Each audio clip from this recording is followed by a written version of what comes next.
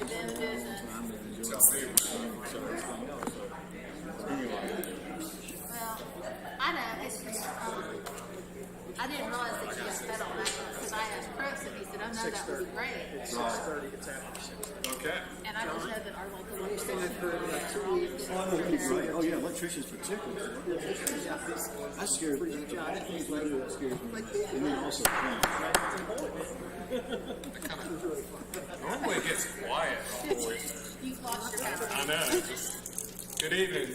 We start our Monday, November 15th, Clemson City Council meeting 2021. We'll start off with the invocation and pledge. So please rise.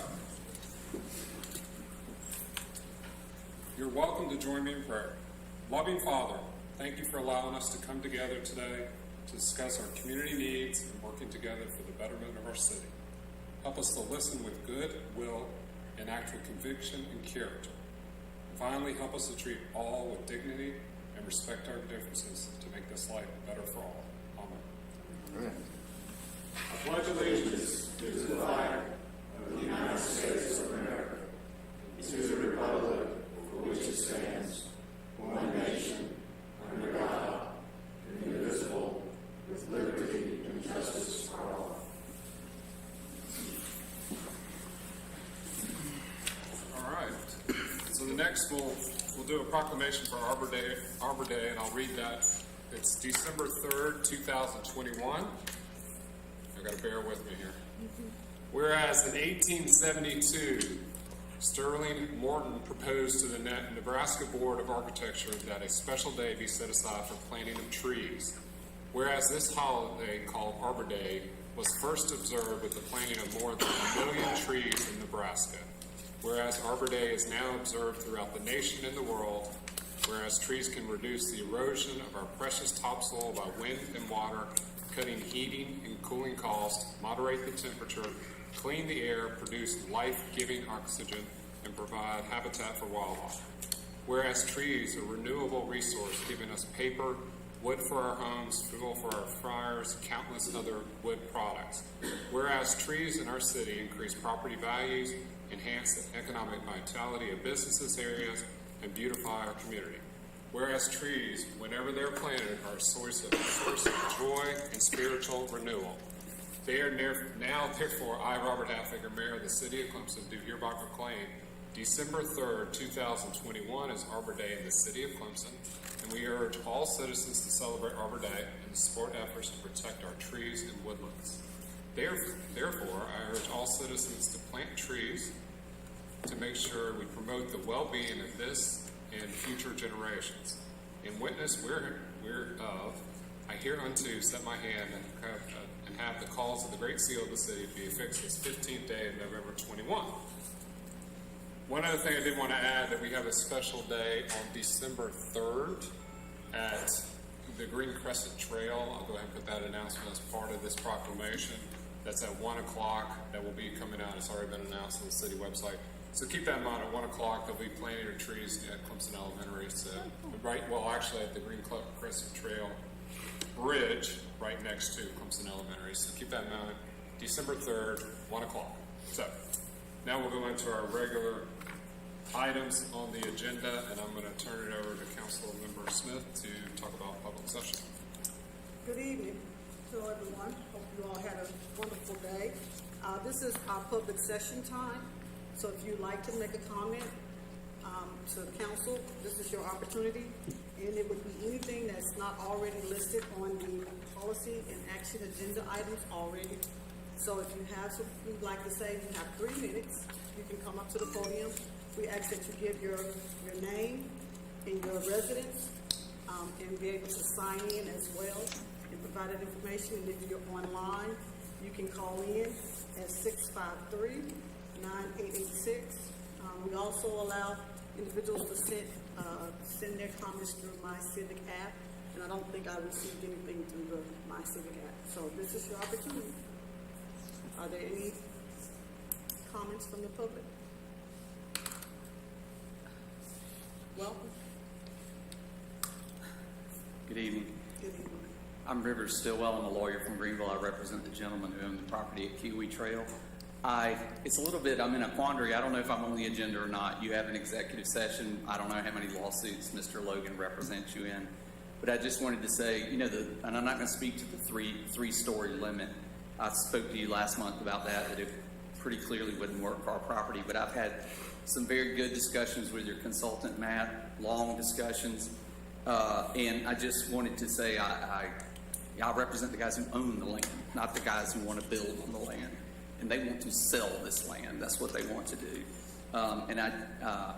Like I said, I don't know what y'all are going to talk about in executive session, but I just wanted to say there is light at the end of the tunnel, but it's kind of far off there for my guys. They've had this land since 2016. They have $50,000 a year in property taxes they've covered. The debt service is like $160,000 a year. So if you think about that, just since the moratorium, they're over $400,000 plus the pleasure of paying me to come down here. And I'll just admit in public session, I ain't cheap. So my guys are looking to not be sending me down here anymore. So thank you. Thank you. Did you sign in? Thank you.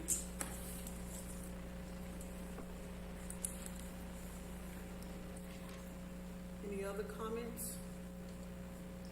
All right. Well, Mayor, I'll turn it back over to you, and that will end our public session.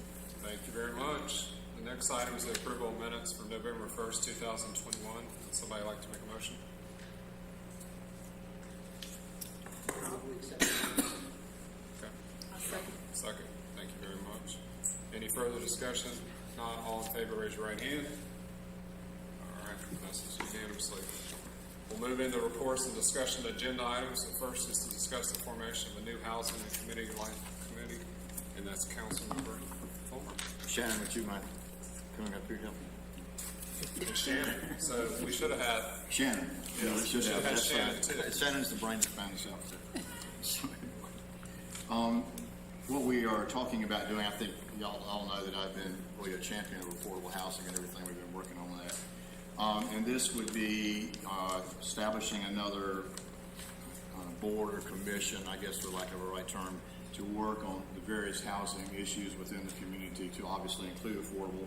But if you read kind of at the end there, it says to promote high quality of life for members of the community and to assist City Council in promoting and developing a full spectrum of housing opportunities. So, and further, if you read into the document, you can see the four areas where I think the specifics would be with this. My only concern with this is the fact that we struggle, as we all know, in filling every board and commission that we're trying to do, and now we're looking for 10 or so additional citizens to step forward to serve in this role. So I think while I think this is well guided, I think it's something we really need to consider, and this is actually taking this portion of the housing portion away from the economic development piece and making it as a separate piece. I think it's important. I think it needs something we need to do, but I am very concerned about our ability to get the number of citizens that we need to basically sit on this commission, this board. Shannon, is there anything you want to add to that? That covers it. This comes out of our Clemson Next Workforce and Affordable Housing group. And so the formation of this committee would also include the neighborhood groups and the neighborhood council, all of the things that committee worked very hard on. And there were a number of, I think there were at least a dozen of very committed members on that committee. Catherine ran that committee. So I think there is a good chance you could fill a lot of the roles on that committee. Some of those, when John and Lindsay and I kind of put this description together, we realized we'd have to reach out to other cities or other areas to fill in some of the expertise and maybe work on having them come in once a quarter or something like that, or be an advisor. But I think it's worth a shot to continue making progress in these areas. I think one of the things that's important here is that this time we would be looking for a homeowner or tenant from every voting precinct. So that would be the intent. Now, finding them would be another thing, but at least we'd be spreading the membership around the entire community. No, that's okay. And there were a lot of good people who were very interested in this topic, and it was really, I emphasized to people, our discussions were only about 20% about student housing.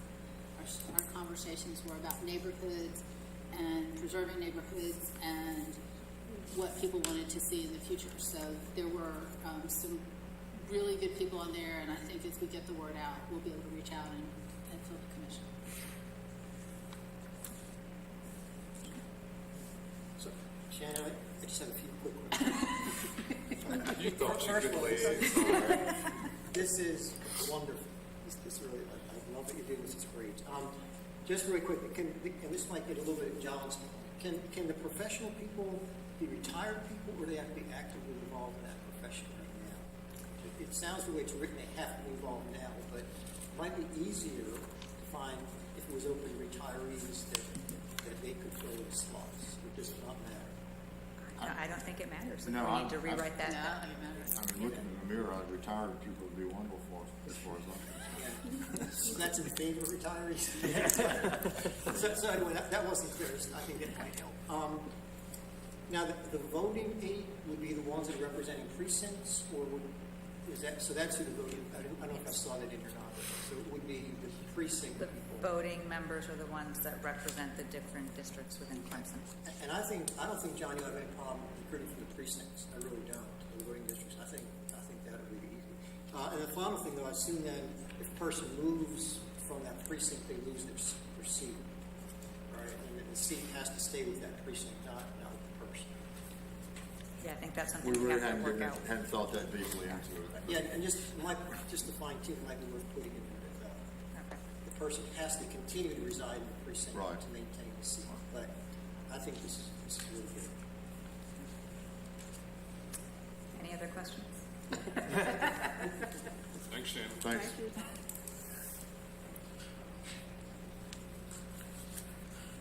John, you? We need to move to create it. No, we're king of discussion today.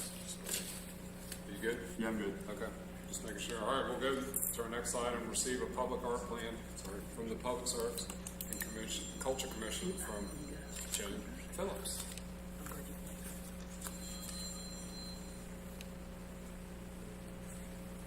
Hi, everyone. It's actually going to be Joan Warwick who is going to be giving the public and culture plan. I love this, we're just passing it on. I like it. Hello, I appreciate y'all giving us time. I'm Joan Borick. I live in downtown Clemson, and I've been on the Clemson Public Art and Culture Commission, I believe, about 3 years. Have to check. But we just wanted to report in and let you know what we've been doing, because I'm sure a lot of people have not felt like we're moving at the pace that we should be moving at, but it is not an easy thing to get started. And for several years, we were working on how to go about bringing in art and getting the right people. So what we have finally discovered is we really are an advocate for the arts, but an advisory board to the mayor and the commission. So ultimately, it is up to y'all to decide what we will do. We'll review and direct the development of public art and initiatives, and we're going to help provide visionary leadership in order to advance public art in our city. We are, whoever's doing slides, who's doing slides? Okay, keep going, thanks. So we're working on issues regarding, but not limited to, promoting and advancing and maintaining public art projects in programs throughout Clemson, and then development of annual art and cultural calendar for the city that includes all relevant events and activities that are hosted in the Clemson area, and encouraging the promotion of South Carolina artists as well as city art projects, and using some city artists that are available to set annual goals and identify the arts and cultural plan that can be approved by the city. So we have put together our kind of basic bylaws and a framework within to work. So I believe that is on the Clemson website. So if anybody wants to go through and read that, it will give you an idea of what we have been working on and how to make it fair to everybody that presents or wants to be an artist in the community. So a couple of the projects that we're celebrating are the Mayoral Portraits, which you see on the wall. That was one of our very first projects, and we have completed some of those, and I don't know if the city council wants us to continue on with the other portraits, but that is still up for review. We do not have a slide for it, but we also have installed the coin change meters from the old parking lot that you see around the city. And that is for people to put their change in, and that will go directly to Clemson Community Care or whatever the Clemson. That's it. Yeah, okay. As it's collected. And we have 10 more of those that will be coming soon. I think we have 6 that are in-house already and a few more to come, but we install them 10 at a time. So we'll be working on the selection point of that. The next is a mural that we completed recently on Judge Keller's building. That has been hugely receptive here in town. When it got finished, it was right as school was starting back. I mean, people were blocking traffic to take selfies with that mural, and that was exciting. And to see people there every day snapping pictures, and it has so much an integral part of things in Clemson with the hills and the lakes and the mountains and all the things you can do. So that's been very well received, and we hope to do more of those. That project was put together partly by us, but the community got to vote on it. So we did get some pretty good input by putting up posters at several locations and having people vote on those. So this was the version that came out of that public voting. So, and we're pleased with that. The next one is a Unity mural that, if you haven't seen it, is on the side of the substation, the police substation in downtown Clemson. And that came out of part of the Black Lives Matters movement, but also just the fact that we do need to unite. And that side of that building was a perfect spot for that. It's where a lot of young people are all day and all evening. And so it has a great location. It ties in with our other murals that are down there, including the Welcome to Clemson mural that's down there that we did not have done. So moving forward, we want to talk about what our planning strategy is and what's suitable for us to move forward with, and then figure out what city-owned sites we can work on, and maybe make a stake to claim those, because we don't want to start planning large-scale projects and then find out that y'all have another plan for it, or a building is about to be put in that spot. So we have come up with a list of projects that we would like to pursue and the sites that we're looking at to move forward with some of the creation. The plan for we have both short-term and long-term plans. So we would like to see short-term projects that will get completed quickly within a year or 2. Our long-term plans could be more like 5, and some might go as far as 10. Potential for just one of the quicker projects is garbage cans with artwork on them that are similar to what is in Greenville, South Carolina. We do replace trash cans often, and why not have trash cans that have art? We've been around and looking at other cities and what art options they have. These are easy to capture and a quick, fun way to get art in the city, and then they're wrapped, and then they can also be changed out and moved around as needed. But that's something that you already are purchasing, and so we could be using it as art installations as well. And we're looking at select locations for around the city. The next is Sam Shanklin Park. The Scouts have done a wonderful job clearing that park up and making an even better trail through there that is much more easily traversed and makes for a great loop. And people that don't know where Sam Shanklin Park is, it is right downtown Clemson, just back behind Sloan, the Lutheran Church, right, and all of the Sloan Street things. So back off of North Clemson, where Wigington, I believe, comes into North Clemson. So one of the things that had been brought to us as an idea is some type of bench sculpture so that you'd have a place to sit. We have a lot of folks that go to the ice cream shop there. There's lots of overflow on the weekends, not enough places for people to sit. We often see people sitting on the curb eating ice cream cones and so forth, but this would be a nice way to lead them over and have something like that. So that's one of the thoughts that has come up, and an area where we think we could make an impact with something that's already going right in a location that a lot of people will see and have an easy walking path to. One of our next projects, which will be the next slide, is both short and long term, and that is Gateway Park. And we've spoken to Jay Bennett over in Parks and Recs recently at our last meeting, and I think they're really on board with us that even though we've just found out Green Crescent Trail will be cutting through Gateway Park with a much wider path, and we were not aware of that, this would still work. It doesn't impact it. It actually makes it more user-friendly for us to go forward with this. And what we're looking at is a long-term project with Gateway Park in that we would want to plan a sculptured garden. And if anybody has been to, what city is it? With the park, the garden. Malden, thank you. I've been there, I can't remember the name. They have a very nice creative park where they've got 10 sculptures, and they're not giant sculptures, but they're on pads of about 12 by 16 concrete pads, and they add a sculpture each year. And at the end of 10 years, the first one will rotate out and move someplace else where the artist can take it back, and they'll replace it. And so there's a theme, and we can have an artist RFQ for that each year and add to that. So that's the long-term part of it. That park is so underutilized at this point. A lot of people don't even know it's a park, don't even know where we're talking about. So our short-term project would be to get the park lit up.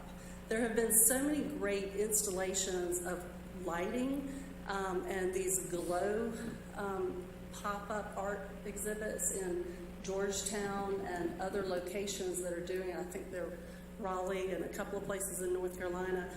But they're not that expensive. You can have artists come in and install lighting, but this is also something that we can do as a community and light up that park. So for one, people will realize what's there and come see it. And I don't know about y'all, I know I tend to go anywhere there's lights. I'm a famous Christmas light person. I have been to Seneca every year multiple times, sitting in my car, just watching the lights. But I think it's a beautiful place. It does need to be limbed up, but that is already a plan that's in place for the Parks and Rec to trim up those areas and get it more approachable and not quite as scary. And there is already some art in there that we were not aware of. There's a veteran park that has a little spot there, and it will be slightly moved because of the path of the Crescent Trail. But with the Crescent Trail planning to come right through there, it's the perfect spot for a sculpture garden for people coming through on their walk or on their bike or their scooter or whatever. So it'll be a highlight, and it really is a gateway to Clemson. The location is. And the trees that are there now by First Citizens right at, I believe that's Vineyard Road, they're very overgrown and bushy right now, but we feel like you could really carve a true gateway in there into the trees and light up that entrance and make it a gateway to the city, but also a gateway into the park. And so lighting would be one of our first easy moves into this area. So we're hoping that the council will get behind us on the projects for Gateway Park, which will be long-term and short-term. We also would like to move forward with obtaining an artist to do a sculptural piece in the front of Clemson Community Care, which is at the corner of 76 and 123. There's a section there right off their entrance that is a good place for a larger scale piece of public art. We have a lot of people that go there both to volunteer as well as use services there, and it's another central place in Clemson that's not necessarily just downtown, because we want to focus our projects around the community, not just in one area. The next slide is one that a member of the community brought to our attention, and this is a garden shed that is at the Clemson Community Garden in Clemson Park, which is behind the Clemson Methodist Church. And she had recommended that it be painted by an artist because it's not the most attractive metal building. We have gotten the parks folks to say yes, we could do that. It would need the art would need to be approved, kind of a last thumbs up by the Methodist Church, because that shed does sit on their property, even though it's owned by the city. But again, another easy place to do a fun mural that the Green Crescent Trail is going to come right beside. That was presented by Kathy Robinson to us. She is not interested in taking on the project. She's suggesting it, but in our last meeting it was decided we would like to put this out to the high school to possibly have some type of art contest or something with students and see what they can present to paint that garden shed and get more community involvement through our art students at the high school. So that's another short-term plan. And last, these are just a couple of pictures of the garden and the shed and the loop that goes through Clemson, and then an example of a shed that is painted in another city that we saw online, just how they had done their shed. So you can see it's a better look than just a building, and again, appealing. So our long-term projects, like I said, 5 years and maybe more, would be opportunities for community, which was Gateway Park, and wanting to install the gardens, walking sculpture garden. That is a large park. If you haven't been there, I recommend that you do go there. I would encourage anybody that lives in the city of Clemson to go take a look at this park, because people don't realize it exists. It's actually a very nice park and beautifully landscaped. It needs some updates at this point as far as trimming back. Some of the trees have been overgrown and all, but it has so much potential for being a great gateway to our city. So it would include community engagement, especially if we did a light installation. We've even had some ideas that, scouts could get involved. There's a lot of lighting projects online that can be done by young people, or do it yourself, that don't require much more than LED lighting and so forth. So we will go forward with talking to the city and collaborating about design and a full-scale project for how we can put it into parts, what will happen first, what needs to happen first, from trimming trees to finding out where the electrical is and so forth, and then finding out where we could put those pads for the art to be installed around the park and what makes sense.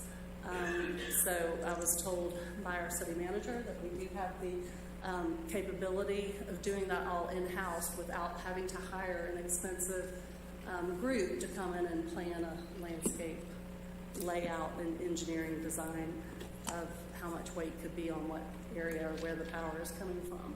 So we're looking forward to getting started on that once the city approves that we can move forward with those ideas. We would like to see a water feature or some type of architectural garden in the bioswale that's in there that right now does have a lot of trash collected in it that is blown in from the street. A lot of that just is trash and debris that comes in off of Highway 93 with the winds and all. But again, I think we could all work together to come up with some type of design and architectural element or art that could help prevent that type of, that type of trash happening. And it would also encourage people to be more inspired by the park and keep it clean, and hopefully have partners in that project through the community and maybe maintenance with park teams at some point as it grows. So we're seeing lots of different ways that we can get the community involved with ideas, with ongoing maintenance of these type of things. And I'm trying to think, we'd like to start by forming a Gateway Park committee and then meeting on site with the parks people and then the engineers and the landscape folks, I'm looking at Utah, from the city, to all get together and start just on site and identify what we're thinking about and then get it down on paper. But I think our first step is getting a thumbs up from City Council to say, this is a good idea and we approve you going forward with it. Let's see, we're planning to work with the city, I think I said that, the community care staff to develop the project for the plan at Clemson Community Care. And again, identify the artists for these type of projects and put out the RFQ or the RFP requesting for artists to put in for the type of art we're looking at. And again, that's not always what we're deciding it needs to be. It might be what the community thinks needs to be there, the type of sculpture that should be at Clemson Community Care, or at least a theme that we can base our RFP on so that artists can submit their ideas based on the theme that is chosen. And then we look forward to returning to the City Council with plans in hand for y'all's approval. So that's what we've been up to. And if any of the other committee members have more to add, I would appreciate it. Oh, and the crosswalks. I forgot about that. We do have plans to do some of the painted crosswalks.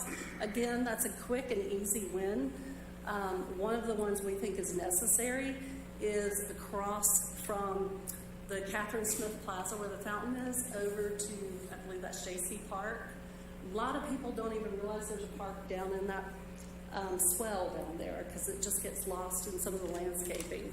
But I think if we get some kind of great sidewalk in, other things we've been looking at are there is a bus shelter that's going to be wrapped that's coming soon. We hope to do more of those if that is well received by the community. Again, it's something we do already. We put in bus shelters, so we might as well make them fun. Again, we have lots of examples of bike racks that are very artistic. Everything from, giant metal flower petals that you just attach your bikes to a serpentine snake that's in a mosaic that I saw recently when I was in Louisville. So we're just feeling out what we can do and how we can move forward with it and the locations. So we do have a pretty intensive list of sites that we did an inventory of what Clemson property is, what the city owns, and how it would work best for us. So this is basically our update to you of what we've been working on and what we're going to be presenting to you very soon. So that's what this meeting was about for us. Do y'all have questions? Yeah, Jim, thank you very much. I'll ask a quick question. Yeah. Where's that first bus shelter you're talking about? The bus shelter is planning to be installed right near Goobers in front of, I believe that's Burger King. And I don't know, do you have a date? Wednesday. It's Wednesday There you at 9 go. a.m. Thank There you. you go. So drive by, grab a burger, and check out the new bus. Or better yet, take the cat bus and stop there. Any other questions? I can answer or help with. All right. That's what we have. Thank you for having us. Thank you again. Appreciate the update. All right.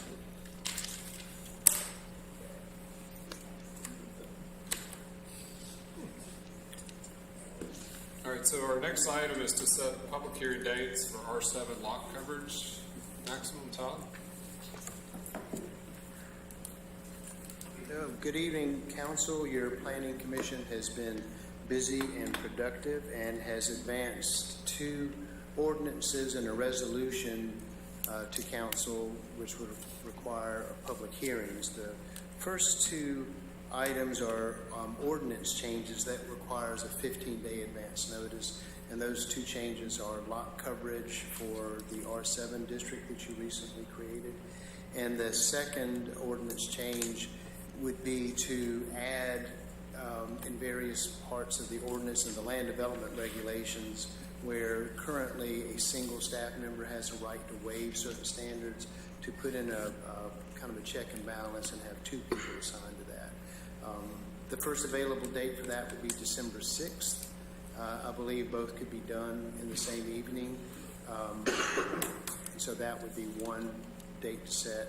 The second one is the comprehensive plan that, as you may recall, that we spent a better part of the last year cleaning up the ordinance that y'all, or the comprehensive plan that you passed.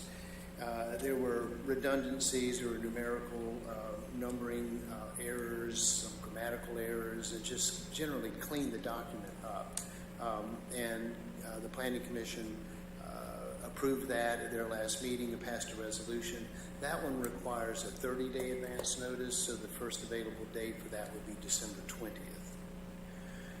So the request tonight would be for y'all to set dates whenever you're comfortable, but those would be the two dates. And I believe that John Crawley, a member of our Planning Commission, is here. I don't know if he has anything to add, or if you have questions for either him or myself, I'd be happy to answer.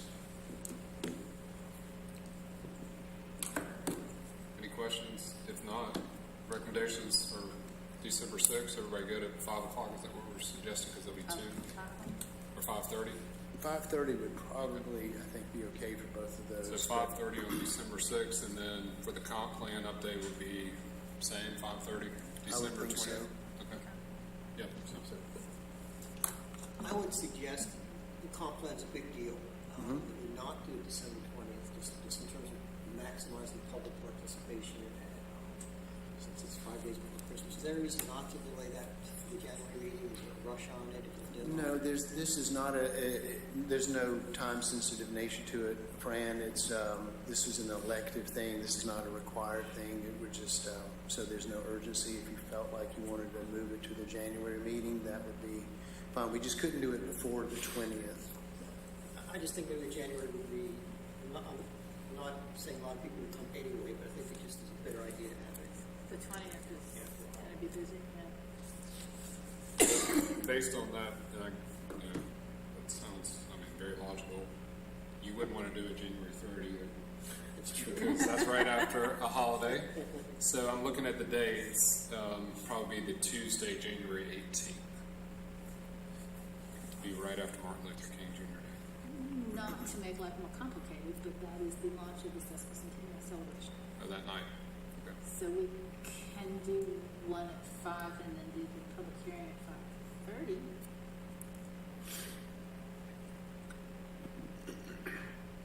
I'm open. I'm one person. So y'all chime in. It just makes the 18th busy, that's all. Yeah. Andy, will January 3rd be a holiday? Depends on what day. Some, It's Monday, but first is on the Saturday. So yeah, the meetings in January are the 3rd and the 17th.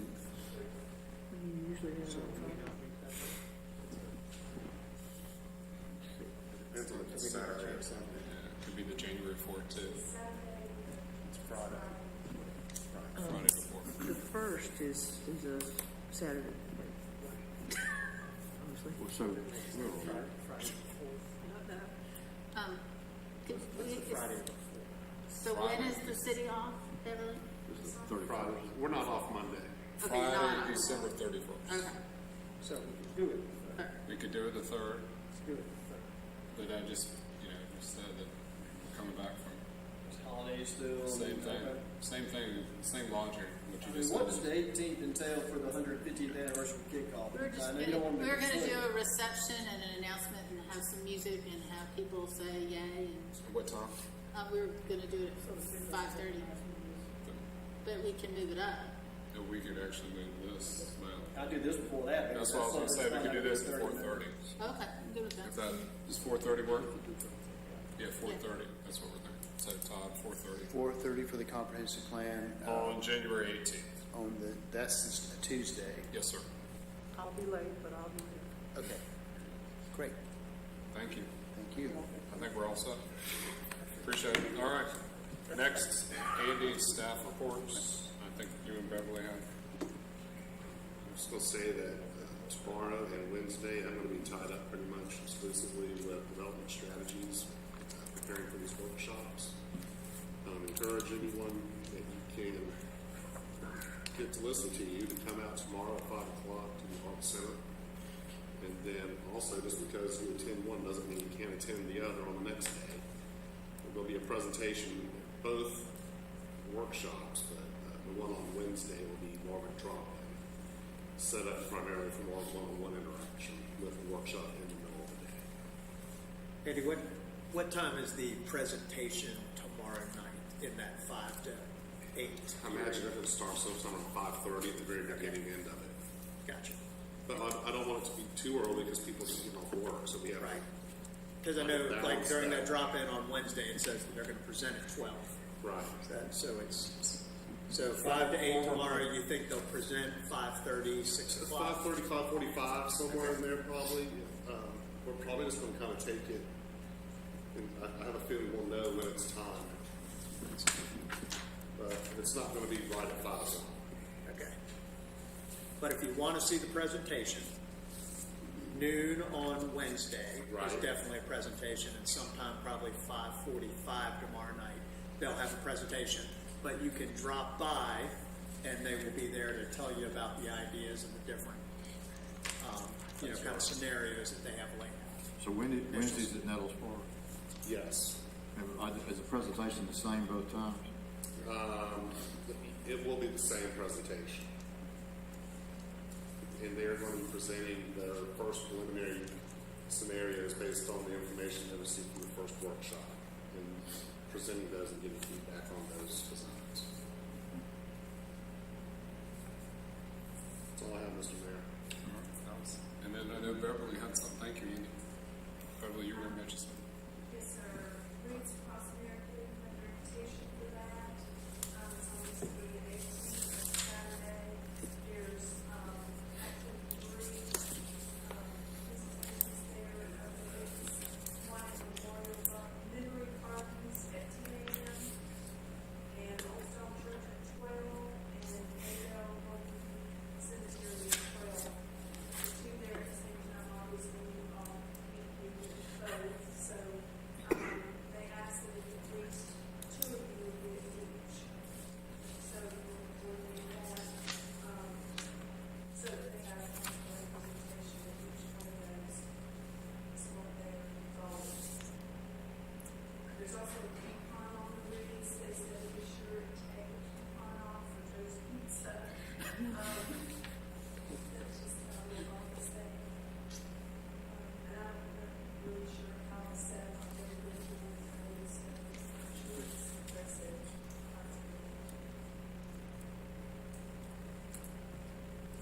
Thank you, Beverly. Thank you. All right. If there's nothing else, we'll go into policy action agenda. The public comments, you can dial 653-9886 and follow the instructions. There's a 2-minute limit per speaker.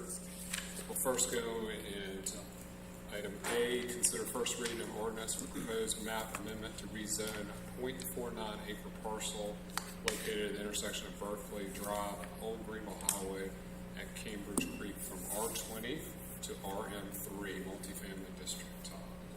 I believe council is pretty well versed in this matter, and I'd be happy to answer any questions.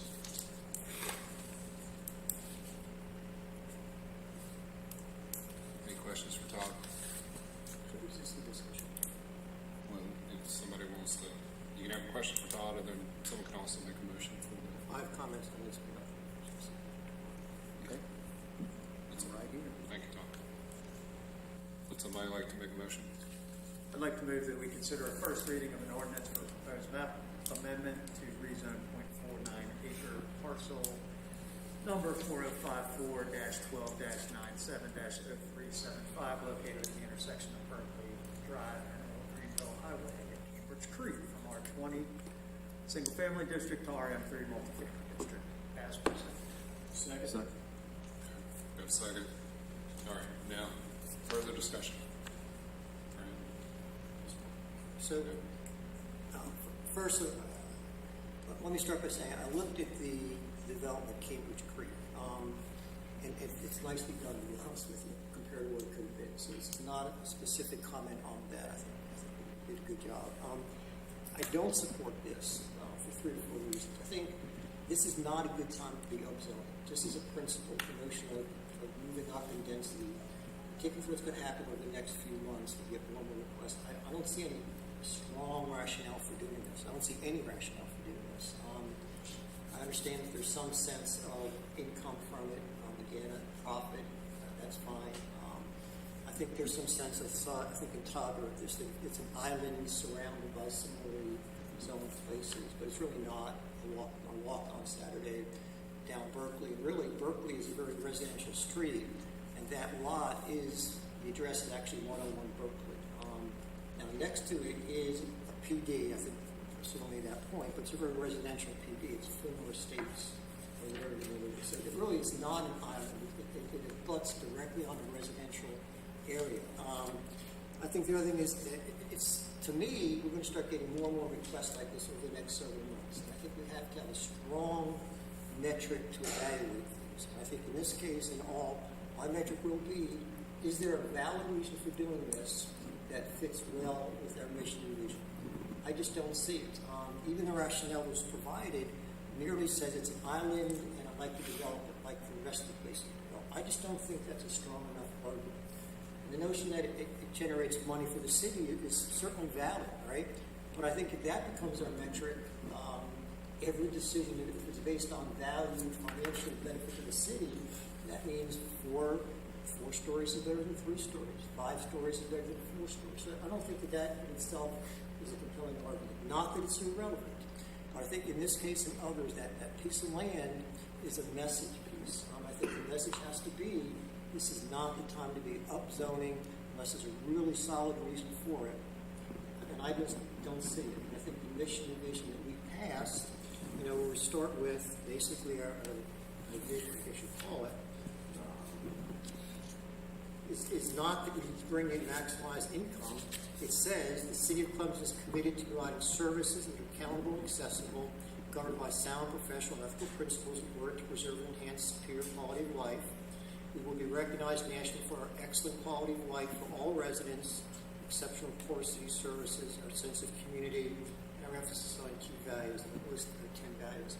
I just don't see the rationale for this following what's in the best interest of the residents of the city based on our mission. And again, we go back, Eric, I think you did a wonderful job in that development. It really is not in any way an indication that this would be a bad thing to do there.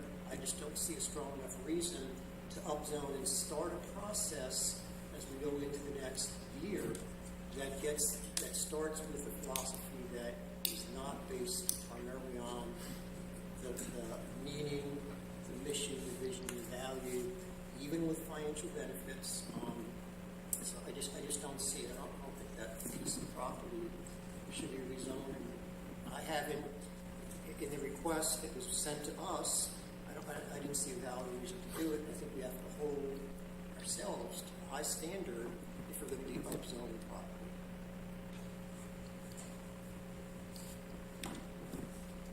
Other comments? I'll answer, Fran.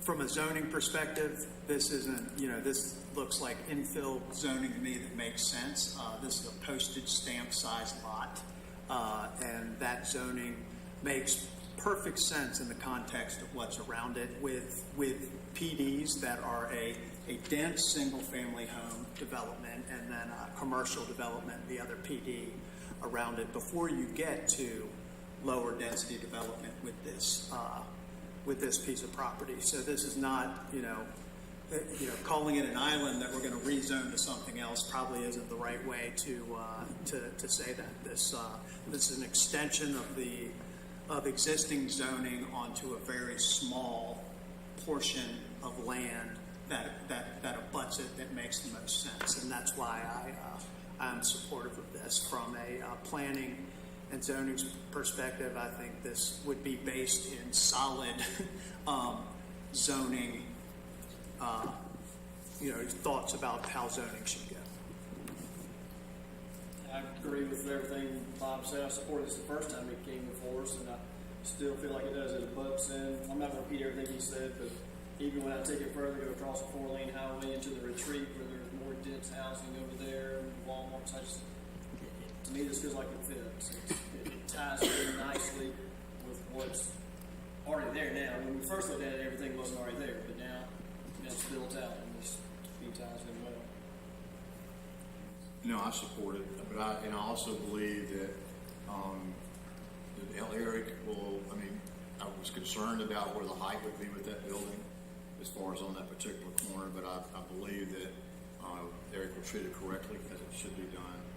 It will fit in with the rest of with the rest of the project, and we'll just basically finish it out as it should be without it being massive. I mean, you've already got the buildings that are coming up beside it on 93, and I think that this one's going to probably stay at the same scale with those as it goes in. And I'm hopeful that there will also be some buffering as far as plants and various things like that along the roadway there, which would coincide with what you see with the PD there now. I mean, there's a lot of larger shrubs along that area through there too now.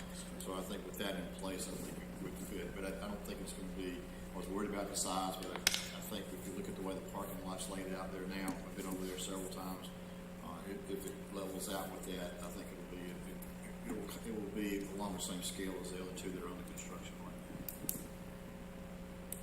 Comments? Comments? All right. Oh, yes, sir. My name's Michael Neary. I bought the property at Fuller Estates, and when I bought that property, that was already set up for quadruplexes, attached units. And I decided that I thought it might sell easier if it was single family, so we had it changed to single family. So, I mean, I'd hate for Eric to be penalized on something that I decided to do for my own benefit, basically.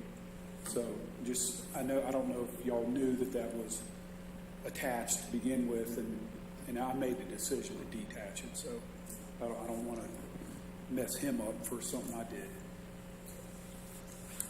Appreciate you sharing.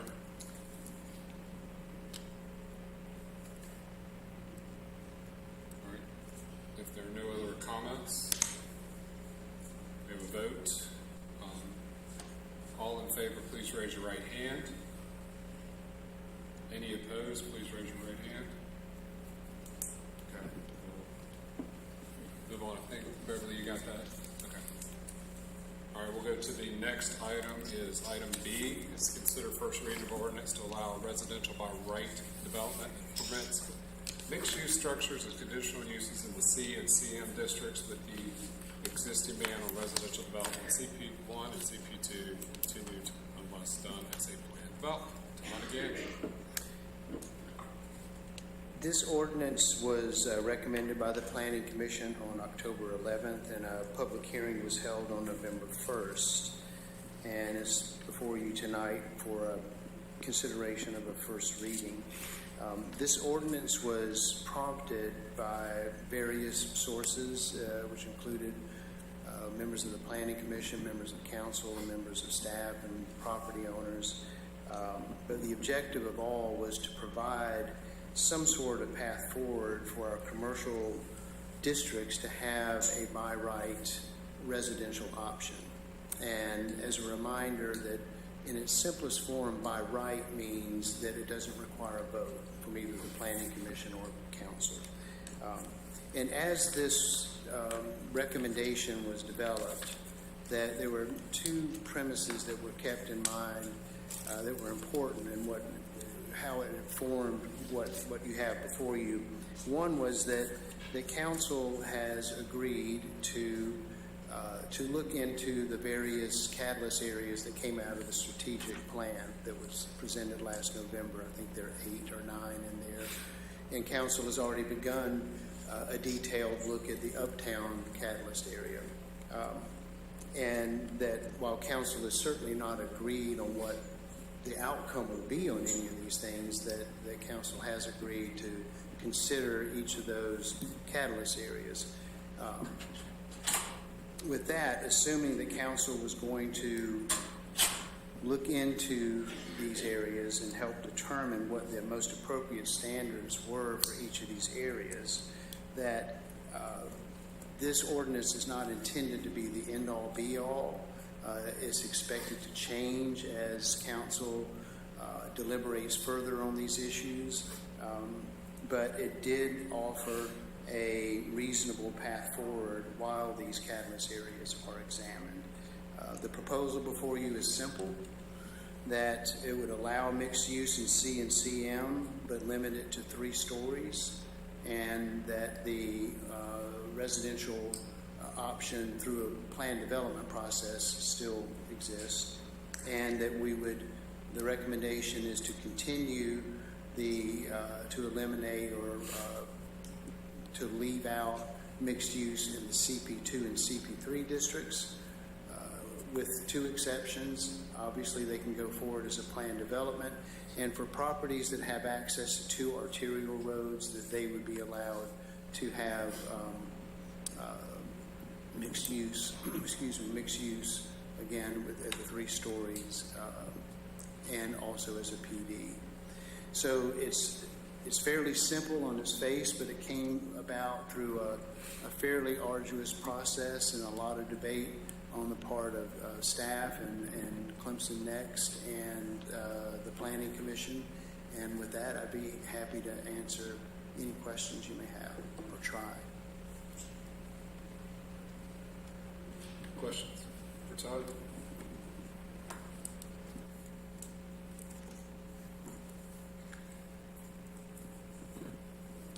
Okay.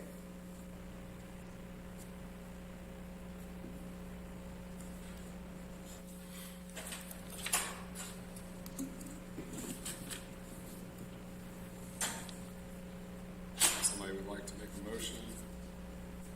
Consider first reading of an ordinance to allow residential by right development that permits mixed-use structures as additional uses in the C and CM districts, with the existing ban on residential development in CP1 and CP2 continued unless done as a planned development as presented. Second. All right. Further discussion, comments, public, city council? Just to clarify, so this, if we pass this, the PD requirement we have right now will expire on December 20th. Is that true? The one we passed, that we passed on December 20th, will that still be in action after we pass this, or does that go away? No, this will become the baseline by right in the C and CM districts. So the expiration date that we put on that ordinance that expires on December 20th will. This replaces that ordinance. Yeah, this basically replaces that, and that makes it so we don't have to take any further action on that. Still, this is a second option now. You've always had the right to do a PD. Now you'll have the right to do a PD, and you'll have this basic by right.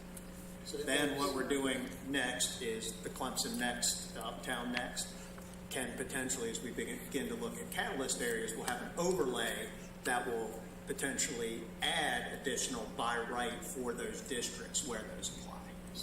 Good, so the clarification would be that if we pass this, 40 feet in the CP1 or CM, CP1, CP2, is that, and by 3 stories. It doesn't give a 3 height limit. stories. If you want to do residential in the C districts, you still have to go through the PD unless it's 2 streets or what? In the CP1 or 2, Todd. CP1 and 2. And it has to have 2 arterial roads for it to. Yes, for CP2 and CP3, that the only way you would have residential in those 2 districts would either be through the PD process, or if a property has direct access to 2 arterial roads. And that access would have to be there when the request is made. In other words, you can't have the PD, you can't commit to build another road prior to this. Correct. Roads have to be in place before this is. Correct. As an example, Publix, for example, it touches 93 and 123, and Best Western and CVS property over here touches 76 and 123. I think those may be the only 2 arterial properties that might affect. And then just to clarify, in the C and CM districts, then, you still have the opportunity to request a PD if you want to go above 3 stories. So it's not prohibiting anyone from doing that. It's saying there's a second process to the PD Right. that could let you do that. So this is not eliminating something higher than 3 stories, right? It's putting another way to Right. build up. So we're not saying no, we're saying there's a alternative, right?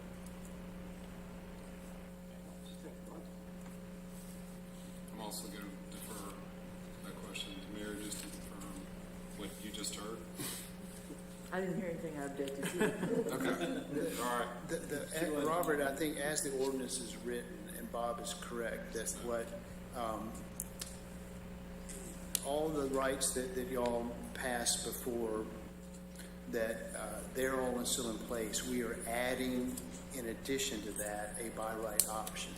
That would then take the place, no, as Bob said, no further action would need to be, should this be adopted, then everything that you need is in place, everything that you've asked for is in place, and no further action would have to occur. So this might be a good time to clarify. I know I brought the question up about stories that you got from the International Building Code. It was clarified. Mm-hmm. You want to read it? Or you have it in front of you? It's basically is the distance between a finished floor and the ceiling above it. And Robert had a question for clarification. As an example, that would be, you might have a 10-foot space between a plywood floor or a concrete floor and then the concrete or plywood floor or ceiling above it. You may then drop that down 12 or 18 inches to put in your HVAC ductwork and all that, and then end up with a 9.5 or 8.5 foot height, finished height. The floor is actually to the ceiling, to the, basically it's the floor above you. And so that's how it will be measured. Or it's not even measured, but that's what the floor is. And what they do in between that space is really only dictated by building code.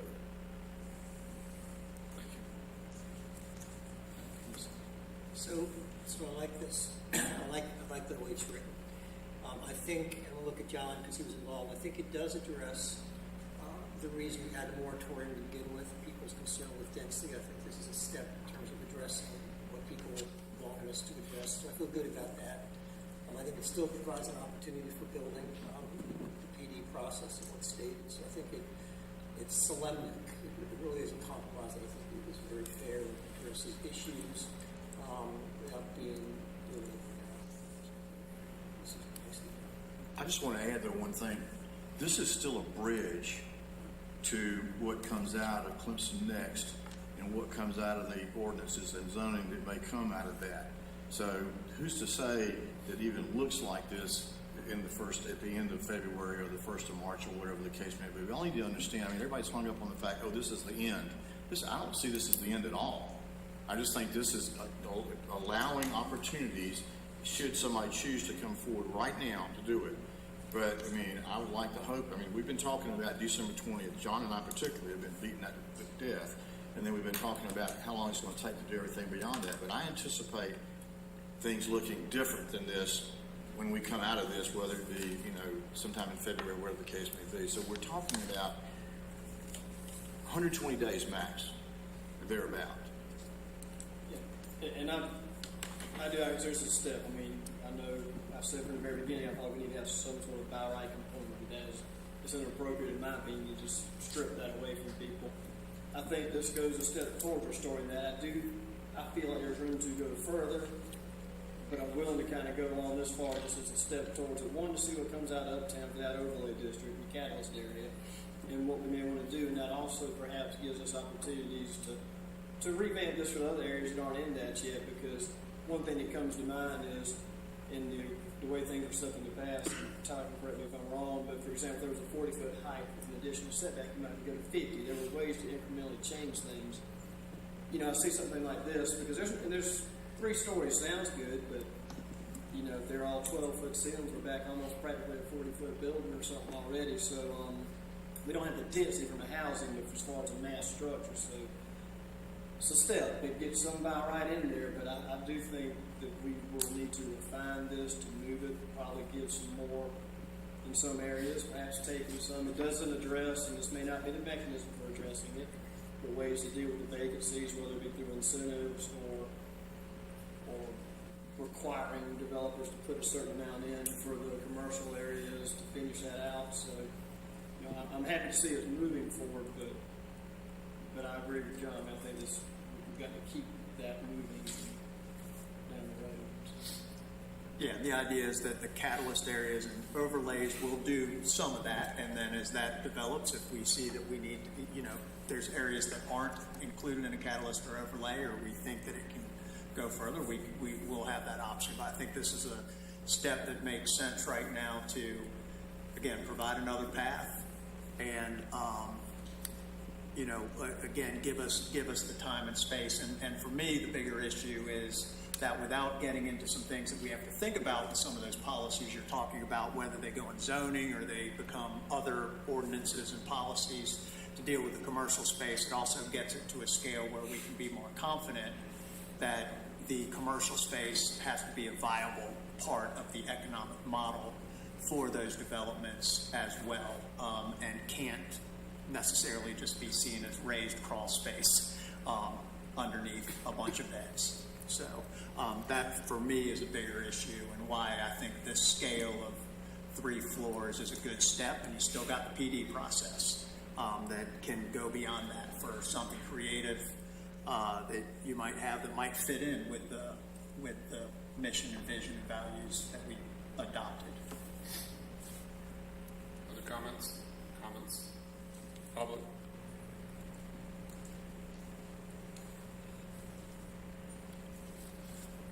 And Rick, I assume there's no calls? Rick? Okay, I know I had my mask on, sorry. All right, if not, no other comments. There was a motion and a second. All in favor, please raise your right hand. Any opposed? No. Okay, move on to item C. Consider first reading of ordinance to amend City Code Section 1827, traffic, designated parking areas to include Key Street between Sloan Street and College Avenue for rideshare activity. Chief. Thank you, Mr. Mayor, council members. In our discussions with Uber that have come forward and talked to the mayor regarding the ordinance that's in place, they asked for some wiggle room as to where they can drop off and pick up in our ordinance. And so looking at our infrastructure, where our cameras are, this structured roadway is a little bit closer. It's not exactly what they'd like, but it's a little bit closer, and our infrastructure is already in place to capture video in that area to help prevent any of the nefariousnesses that may go on. This also, it's not in the title, but we have a Scribner's error in our current ordinance where we refer to McHugh Street. It's actually McHugh Lane, so we have to correct that in the ordinance. And again, this is only restricting pickup and drop off on College Avenue. The side streets are not covered by this ordinance. Somebody like to consider making a motion? I'll make a motion that we consider the first reading of ordinance to amend the city code section 18-27 traffic designated parking area to include Keith Street between Sloan Street and College Avenue for rideshare activity. Second. All right, further discussion. I'm going to do a better job taking this off.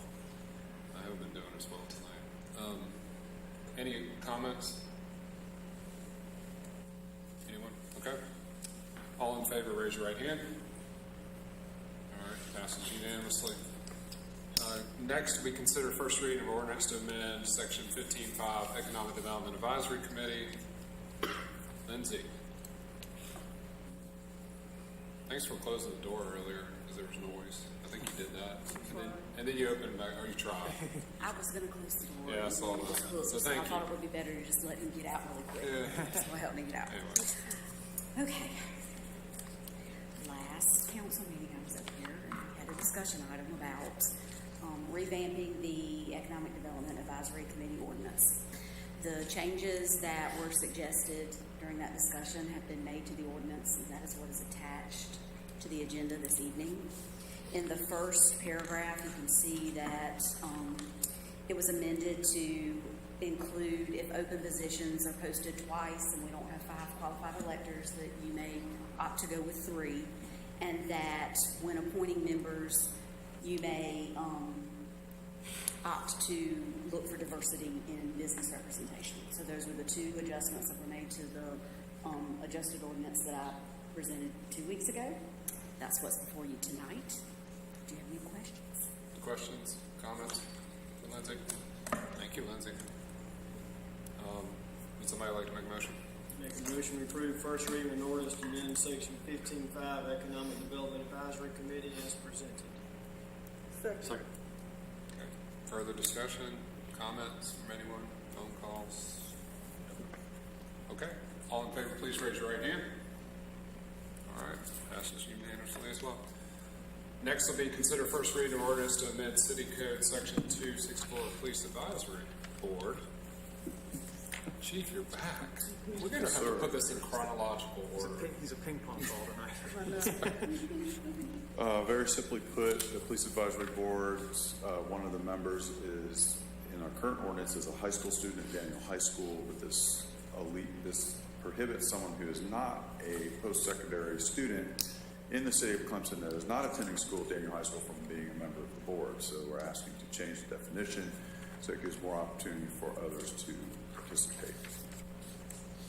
Questions, comments from the chief? Graham? Chief, I may have missed this though. Does it specify that this person has to be a Clemson resident, or this person doesn't have to be a Clemson resident? The ordinance doesn't specifically state it, but I believe that is the policy of the council, is that members of any advisory board have to be a resident of the city of Clemson. So, do you be able to amend it to at least specify that? No, I think it's in paragraph 3. Oh, it is now?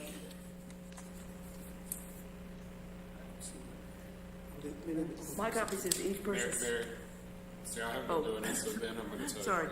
you. My copy says each person selected to hold the high school student position must be a resident of the city at all times. Oh, I'm sorry, I see that. Because that is something that had occurred to me, because Daniel has 5 cities that their students come from.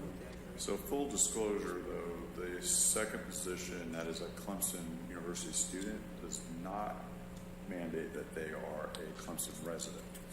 So that's the only position on the board that they do not have to be a resident. But we tried to make that the case, but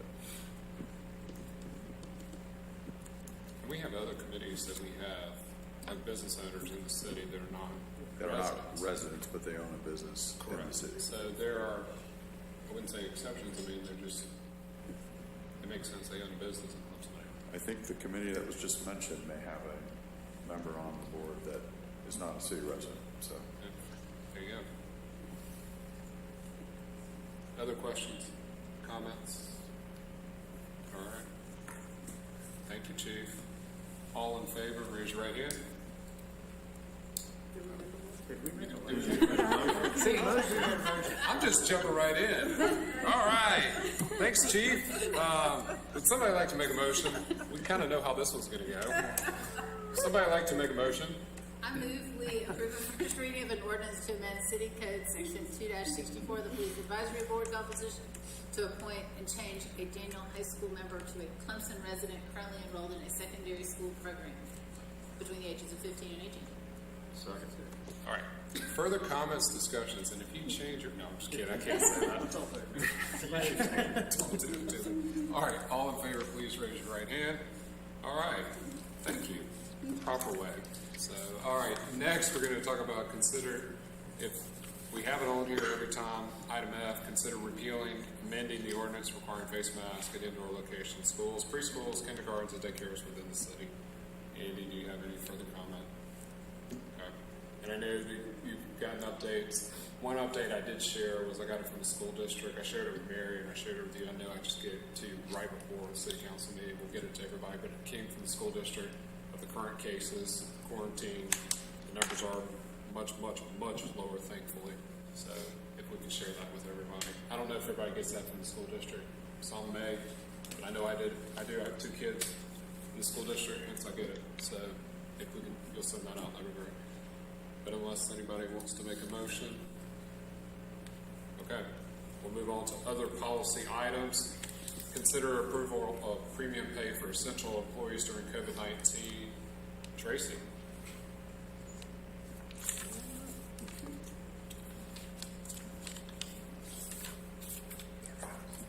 As you all know, we have received,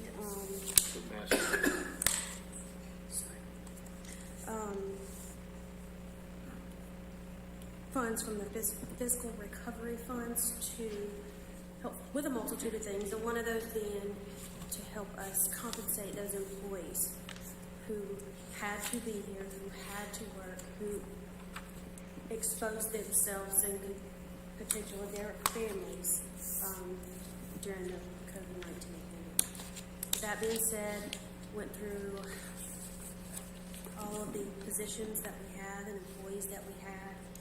Even had to make a few phone calls just to verify some scenarios.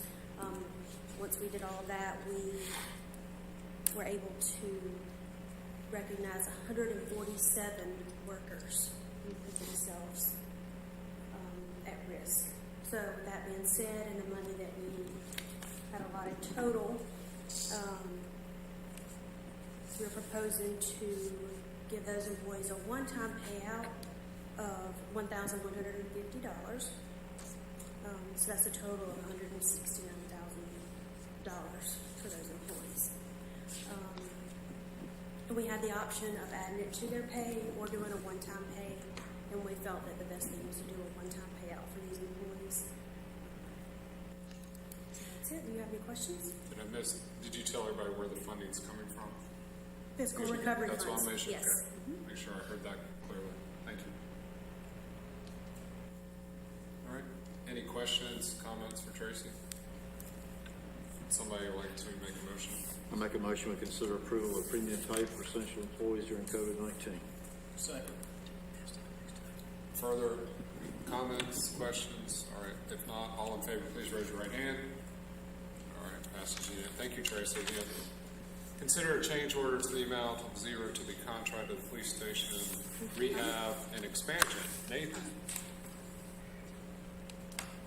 Good evening. So tonight we're looking at a change order for additional paving on the off of the police annex behind the free clinic. There's a section of paving that was in fairly poor shape. We are looking just to add that to this, tie into the existing change order that was done with the sidewalk, the ADA access. So it's kind of just in combination with everything. And then using funds that are already existing, the change order net zero, which I would probably say is going to be the lowest change order I'll ever present. So congratulations. I would think so. Questions for Nathan, comments? Would somebody like to make a motion? I move we approve a change order in the amount of $0 to the contract for the police station rehabilitation and expansion. Second. Any other comments, further discussion? All in favor, raise your right hand. All right. Nathan, you're still on for item C. Consider award for design build contract for the pump track. So the pump track is located at Clemson Park. It's going to be an asphalt pump track, Bell Solutions. I previously came to y'all to talk about asking for permission to negotiate a contract. The contract negotiations went well, and we came to an agreed upon value of $140,000 for the design build for the pump track. If there's any questions, I can answer. Questions, comments? Would somebody like to make a motion? Somebody's eating over there. When you took off my mask, I was like, I'm going to make you sit there and do this with your mouth. Just eating over there. I'd like to move that we consider award for the design build contract for Clemson Park pump track to Bella Solutions for $140,000 as presented. Second. Okay. Any further comments, discussion? All in favor, please raise your right hand. Any Any opposed? Oh, it's unanimous. So thank you very much. Thank you, Nathan. I still think Fran needs to have the inaugural ride. No, I'm going to do it. You Yeah, made fun. too, You made yeah. me made fun of me last time, so I checked it out. Yeah, you and Fran are going to race on the pump track. Will be We do have liability insurance. I was going to say, we will need EMS on site. Now, we're moving to mayor, council reports, comments, new business. I'm just going to mention two things real quickly. I know Andy didn't really want me to mention, but I still have to mention. He keeps on doing his assessment to better himself. We appreciate it. He just completed the ICMA management assessment and is applied to the process of becoming an expanded city administrator. So I just like to say thank you for keeping to expand your career, your attributes. I know you didn't want us to say or me to say anything, but I have to because we appreciate what you're doing to expand your attributes and all your credentials. So thank you very much. And also, this is just really more of a public announcement. The angel tree is at City Hall, and it's ready for adopters. So please keep it in mind. Come by, adopt an angel tree to help a child in our city and our community from 8 to 5, Monday through Friday. So we have extra ornaments this year than we've had in years past. So we are looking for people to adopt. So just want to make sure I mention that. So I got. Yes. I want to give everybody an update on the Shaw Center. Have been remiss in doing so, but I think we reached a pretty good point.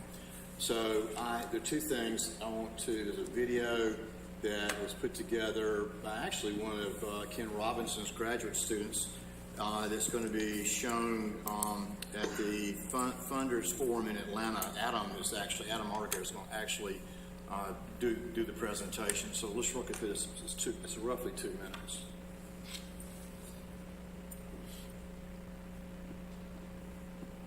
Hi, my name is Rosa Shaw Graydon. My grandfather owned 100 acres of land, including Tiger Boulevard, which is now well known for its rows of restaurants. When my family decided to sell the land, they sold it for a few thousand. I believe my daddy's share was either $8,000 or $10,000. That's millions across the road when we could have just rented out the land and used it for our legacy. Unfortunately, my family situation is not unique. Over the past few years, we have seen a substantial increase in student housing developments. These developers have been coming into our historic black communities and attempting to buy the land. Gentrification efforts have been pushing out families who have been there for generations because community members have not had the proper legal resources to navigate this issue. However, there are no current heirs property initiatives in the other state of South Carolina. The city of Clemson is one of the most well-known places in South Carolina. You may think of the bright orange, football games, or the bustling college scene that houses the second largest student population in the state of South Carolina. But when I hear the name Clemson, I think of home. With this growing threat, the George and Rosina Shaw Center for Housing Economic Growth organization was created. Our nonprofit seeks to sustain our remaining 5 historic black neighborhoods, to provide them with competent and comprehensive legal counsel regarding property ownership and maintenance, to help them upkeep their homes and beautify the communities. We have already successfully restored some houses and are excited for the opportunity to do more. We are looking to implement 2 educational clinics to receive hands-on help from our staff in the upcoming months. We cannot do this alone, though. Please consider investing in us today so that we may continue to help those for whom Clemson will always be a permanent home. It's actually better without the acoustics issues, but it's very good. It really is. Also, there's some pictures here that I wanted to show. This is the second home we have done this year. This house is being completed right now.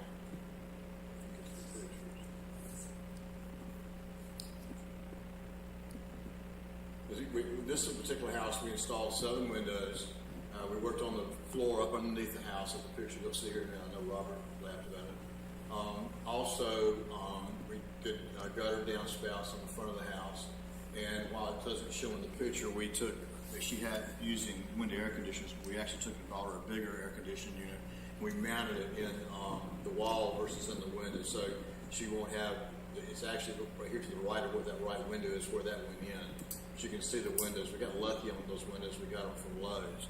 But a couple of things out of that, we've just to go back to just a second on funding.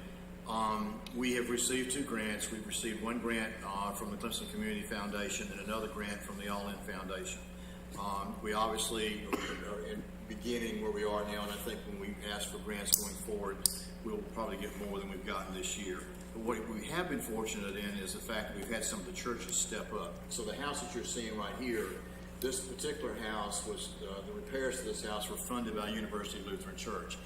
They've committed $5,000 to us, probably more when it's all said and done, but the 2 nice things that came out of it, probably didn't spend that on that house, so we'll probably be able to use some of that money on another house. But also, and Bob, I see Bob here in the audience, there's Bob here, but anyway, we ended up with probably 6 or so, maybe 6 or 8 members of the church that came out and helped work on that house. The next house is going to be, we're going to move over on Curtis for the next house, and the Baptist church is going to be doing the same there. And I know we're going to get a commitment from a couple of the other churches. So those monies will probably be about the same amount, and we'll probably have folks from those various churches that will come out and help us do that. And additionally, we've had a campus organization that wants to help with some volunteers. The Pendleton Rhinos want to help with some volunteers, and then Catherine's got some trades people from Tri-County Tech that are going to help. So I do feel like we're moving right along in a good place. We hope to get 2 or 3 homes completed by Christmas or by the end of the year, and that would leave us about 5 or 6 more that we need to work on next year. But as word gets out, there'll be more homes, and I know there will be. So I just wanted to give you all an update. Thank you, John. Thank you for leading that effort. We greatly appreciate it. The community appreciates that as well. Any comments, questions for John? Other city council reports, new business? All right. If not, we'll move into executive session. Both items received an update on a legal matter from Attorney James W. Logan Jr. on Section 30-4-70 on legal advice covered by attorney-client privilege and discussion of matters related to a pending claim. Also discuss a property acquisition, Section 34-470, discussion of negotiations incident to proposed contractual agreements, proposed sale or purchase of property. So, somebody like to make a motion? So moved. Second. All right, all in favor?